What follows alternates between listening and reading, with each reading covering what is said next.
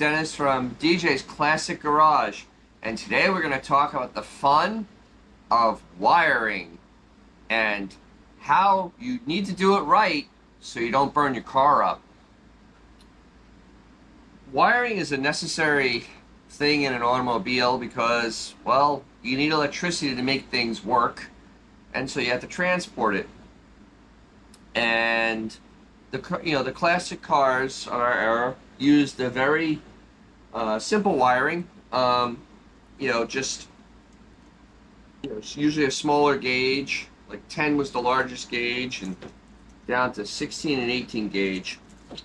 I have a wiring harness here from a 72 Dodge, not mine, that is a good example of the different size wires they did and how they packed it, and why when you have issues with said wiring, it ends up being usually a long and daunting process. Hopefully I'll give you some information and make it a little bit easier. So the basic thing about wiring is that everything's color-coded. Why is it color-coded? So they can find out where the beginning and ends of each connection are. So, because if you look closely at this one, you see that, it comes into this connector that goes in the bulkhead. It has all these wires, but then it goes into this loom that you can't see anything anymore. And they're all in there and they pop out where they need to go. So, the most important thing you need to do before you even start messing with this is get a wiring schematic, or i.e. diagram. They're usually in your service manuals. I have a nice heavily used service manual here. See? And in it is wiring diagrams and all things to help repair your car. But the wiring diagram section, the schematics, are very important for you to be able to trace and understand how things are connected. So I'm going to show you the colors of the wires, because they try to use unique colors and the abbreviations for it, and then this one also shows the types of connections. The older cars, it's much simpler. Not a lot of relays, and so if they have a relay, they're going to be marked in the schematic, so they don't need to have a special symbol for them. And here is the schematic for the wiring harness that I have. It is an engine harness, and it also contains the neutral safety switch part of the harness. Neutral safety switch harness also, and you can see, on here where it connects into the bulkhead connector, and then you can go trace where the wires go. The good thing about having it like this in digital form is that you can print it out and get colored pencils or colored pens and make your own tracing on there. You can also go buy these types of pre-done schematics that are, they're color and they're also sealed in plastic. And this is very important because you need to know where the wires run, how big the wires are, because that is also listed on the schematic, and if they have any junctions in them, or if they have any connections other than the terminus. So let's go over this wiring harness now, since we've gone over the main tool you need. So these are things that you shouldn't do. This is a little butt connector on here. This was for the coil. This was added on. It's not sealed. It's corroded on the inside very badly. And then the terminus on the end is loose. I can spin it, so it was not a very good connection. I should probably pull it out. And if you look real closely, you can see that it has corrosion on there. Also, got a lot of wire here. Okay. This is what goes to the alternator. These are the 2 field wires here. And this is your main lug that goes back to your battery, basically. Or actually goes to your ammeter on a Chrysler, then to your battery. These were repaired poorly. You can see that this is loose and it's corroded. That's not good, because say you even have a 60 amp battery, it will end up, getting hot, melting this, and then not being a very good thing. Also, the field wires, that got hot because it's not a good connection. Either is this one.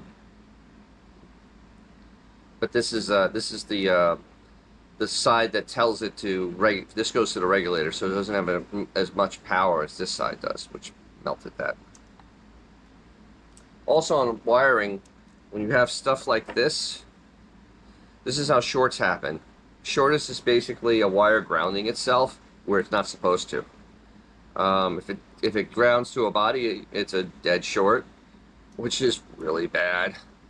But if you have your positive and negative wires coming together, that's also pretty bad, because it will have uncontrolled electricity going to each other, and it will melt it, which is the start of the fire. As you can see, a little hint here, if you ever remove your wiring harness from your car, and it's good and you can reuse it, what you do is, when you put it back in, lay it, and it will show you where it needs to reconnect. Like, this will go at the back of the alternator, and right near it is the water temperature sensor, and this goes to the washer pump. So, it's actually kind of neat when you're reusing them. You have to look for that for when you're reinstalling.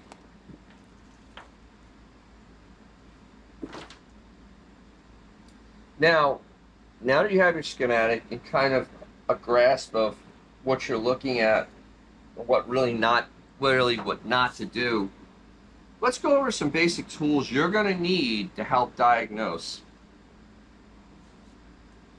First, test lamp. Test lamp just gives you that there's voltage. This is a 12 volt test lamp. It'll show between 6 to 12 volts. A little bulb in here lights up. You attach this to ground, attach this where it's supposed to be power, and see if there's any power. Very basic tool. Doesn't give you any more information except there is electricity there. This is a clamp meter multimeter. They've come down in price a lot. These are quite useful because this gives you voltage or amperage on a single wire, usually the positive wire, and you don't have to pierce it or anything. It'll give it to you right on the screen.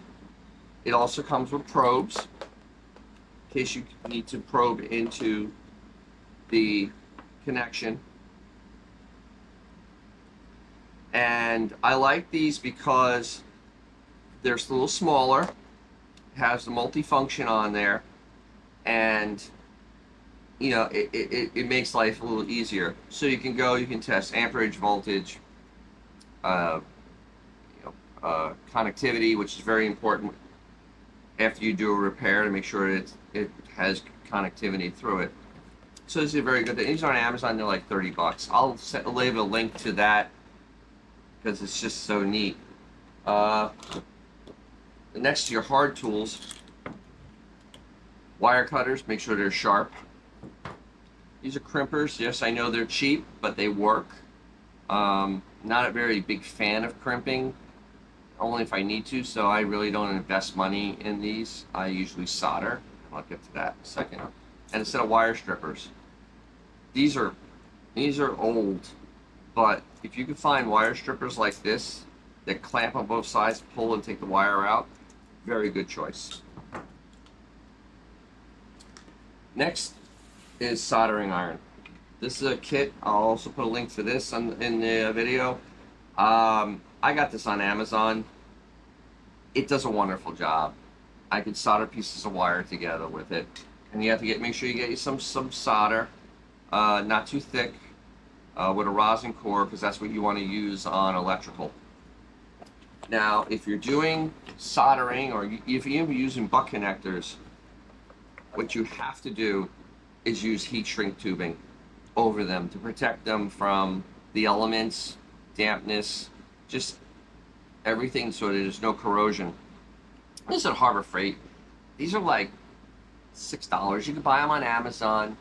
It's not a lot of money, and what you do is you put this over the wire first, then you make your connection, and then you either take a lighter or a small torch or your soldering iron, and you just shrink them down and they become waterproof. The last thing for a tool is these things. These are one-piece solder and seal connectors. They're rather neat. They're on Amazon. What you do is connect the wires on the inside. You don't need to use any shrink tubing over, because it's built right into it, and the solder's in there too, so you don't even know how to solder. Just have the wires connected together, heat them up sufficiently to make the solder melt completely through the wire, shrink the ends, done, and it's waterproof.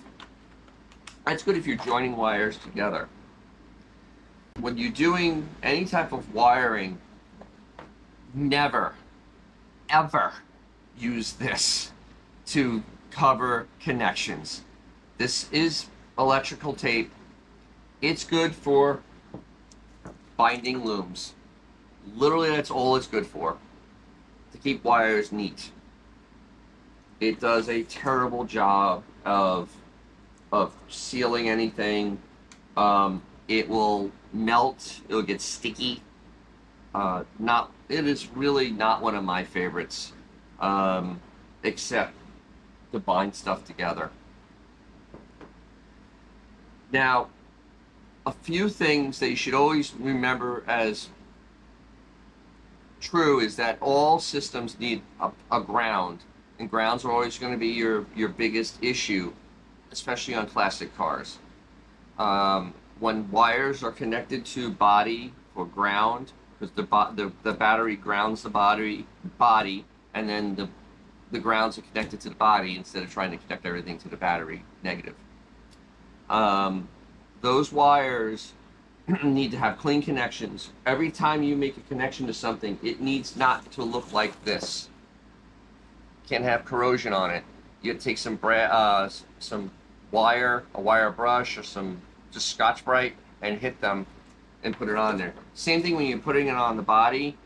If the car's been painted, you're still gonna have to clean up and have bare metal there, and metal on metal contact. Paint is not a good conductor. Almost all American cars use black as universal ground. And that's almost 100% true, except in Chrysler products, where the black wire underneath the dash that's gigantic is actually the second leg of the positive wire that comes off the amp meter. Don't ever use that for ground. That would be very bad, because you would have all the amperage from the car grounding. That would be a fire. European cars are a little different, especially Germans. Germans use brown for their for the earth, because it's earth colored. And actually, I'll show the schematic for my BMW, which is over there hiding. One day maybe I'll talk about it. And if you can see on this is just for the power door locks. Compared to earlier, this is a very complex system, and that's why we're going to, if you look out, it has lots of relays and lots of connectors and switches. And this is a 1989 car. That's why with modern cars, it's just not very practical to do much wiring on them, because they're 5 times more complicated than this. Because look at the legend on this, because I'm pulling the legend up to show how much more complicated it is than a car built in 1972.